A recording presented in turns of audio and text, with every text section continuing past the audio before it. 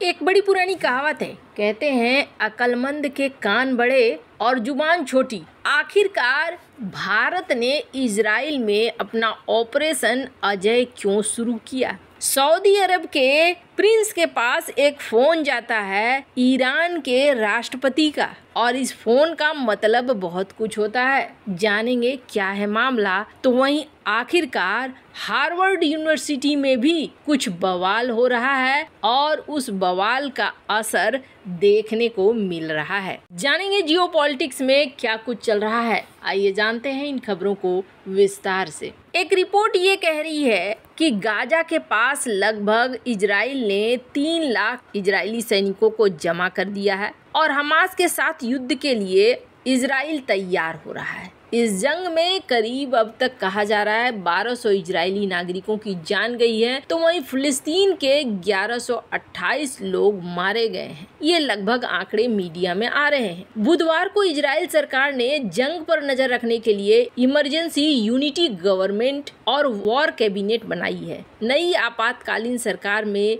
विपक्षी पार्टी को भी शामिल किया गया है। इसमें प्रधानमंत्री नेतन्याहू भी रहेंगे, विपक्षी नेता बेनी गेंट्स भी रहेंगे और मौजूदा डिफेंस मिनिस्टर योव गैलेंट भी रहेंगे। अमेरिका के विदेश मंत्री एंथनी ब्लिंकन गुरुवार यानी कि आज इजराइल पहुंचे हैं। वो यहाँ पर वरिष्ठ अधिकारियों से मुलाकात करेंगे। इजराइल को हमास के साथ युद्ध में अमेरिका का साथ मिला है। इसी बीच अमेरिकी राष्ट्रपति जो बाइडेन और यूएई के राष्ट्रपति मोहम्मद बिन जायद ने बुधवार को इजराइल पर हमास के हमलों पर चर्चा की है। अमेरिका ने पहले बुधवार को कहा था कि गाजा में लड़ाई से दूर निकलने के इच्छुक फलस्तीनी नागरिकों के लिए एक सुरक्षित मार्ग बनाने के बारे में इजराइल और मिस्र के साथ चर्चा कर रहे हैं। जो बाइडेन ने ईरान को चेतावनी दी है कि वो इजराइल के संघर्ष में शामिल न हो। बाइडेन ने कहा है कि हमने ईरान को साफ कर दिया है कि वो सावधान रहे। अमेरिकी यहूदी समुदाय के नेताओं से बाइडेन ने कहा कि इजराइल पर हमास का हमला होलोकास्ट के बाद यहूदियों के लिए सबसे खतरनाक दिन रहा।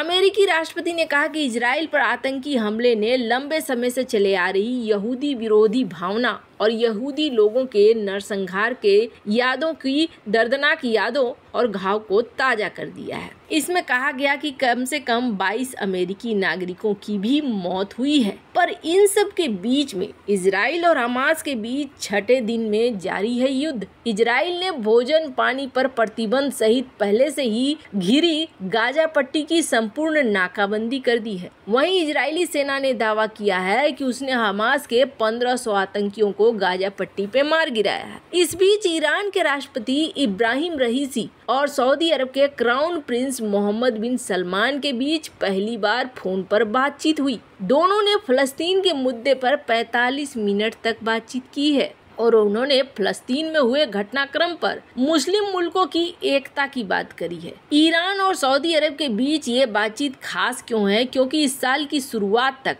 मध्य पूर्व के ये 2 देश कड़े प्रतिद्वंदी थे। दोनों के बीच राजनयिक रिश्ते तक नहीं थे, लेकिन मार्च में चीन के प्रयास से दोनों देशों ने दोस्ती का हाथ बढ़ाया है। अब देखना होगा कि यहाँ पर क्या आगे चीजें बदलती है। देखिए, पूरी दुनिया में इस वक्त रिएक्शन देखने को मिल रहा है और ये रिएक्शन मिला जुला रिएक्शन है। स्क्रीन पर एक आर्टिकल देख रहे हैं आप। ये एक उद्योगपति हैं, बड़े पैसे वाले अरबपति हैं और इनका नाम है बिल ऑकमन। इन्होंने कहा कि मुझे लिस्ट दो हार्वर्ड के उन स्टूडेंट ग्रुप का और उन स्टूडेंट्स का लिस्ट दो, उसका नाम दो, मैं अपनी कंपनी में उसे घुसने नहीं दूंगा जिन्होंने हमास का समर्थन किया है। अब ये क्या एक नया बवाल खड़ा हुआ है हार्वर्ड यूनिवर्सिटी में। तो आपको बता दें, यहाँ पर एक एंटी इजराइल लेटर लिखा गया। कहा जा रहा है 30 से 35 ग्रुप थे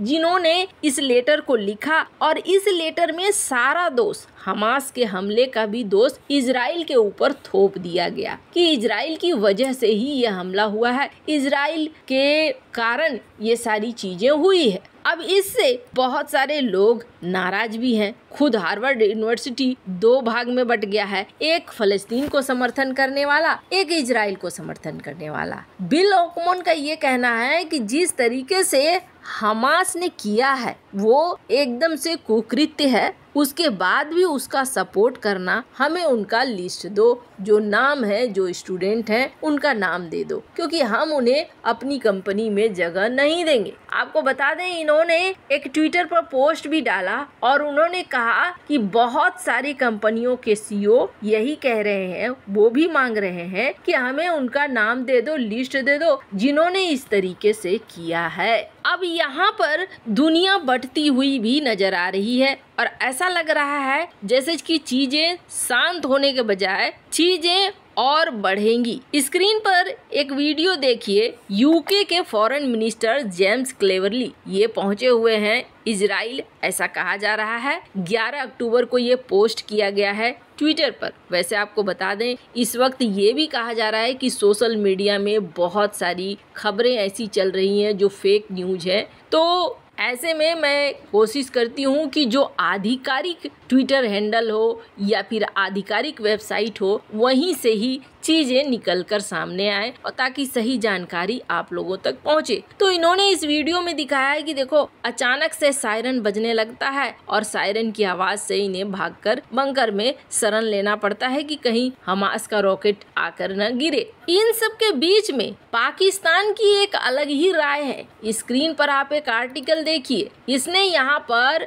एक ऐसा क्लेम किया है जिस क्लेम के बारे में हम लोग कल ही बात कर रहे थे, कि इन्होंने कहा है कि हमास ने भारत की साजिश को फेल कर दिया है। भारत बनाना चाह रहा था इकोनॉमिक कॉरिडोर और इस इकोनॉमिक कॉरिडोर को फेल कर दिया है। बीआरआई के खिलाफ भारत का ये इकोनॉमिक कॉरिडोर बनना था। एक सीनियर पाकिस्तानी जर्नलिस्ट है हामिद मीर, इसने इस बात को यहाँ टीवी पर कहा। अब यहाँ पर हालात हो सकता है कि कुछ बदलें और हालात बदले में ये भी हो सकता है कि ईरान की तरफ से जो हमले की आशंका है, हो सकता है ईरान अगर इस युद्ध को और आगे बढ़ाना चाहेगा तो यहाँ हमला कर सकता है। पर आपको बता दें, अब तक ईरान यही कह रहा है कि हम शांति चाह रहे हैं और यहाँ पर चाह रहे हैं कि कितना जल्दी सीज फायर हो जाए, चीजें ठीक हो जाए, हम इस मामले को बढ़ाना नहीं चाहते। ईरान ने तो ये भी साफ कह दिया है कि हम इस मामले में कहीं भी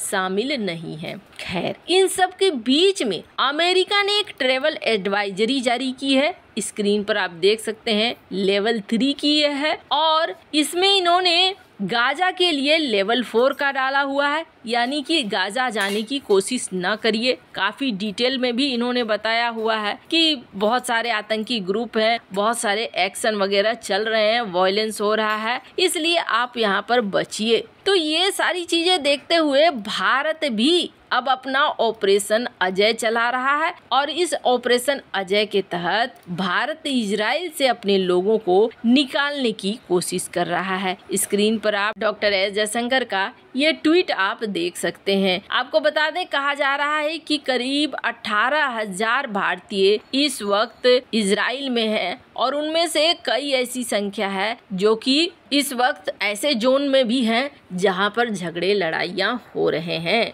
वैसे इन सब मामले में आपकी क्या राय है, कमेंट कर जरूर बताएं। जल्द मिलते हैं अगले वीडियो में नई खबर के साथ।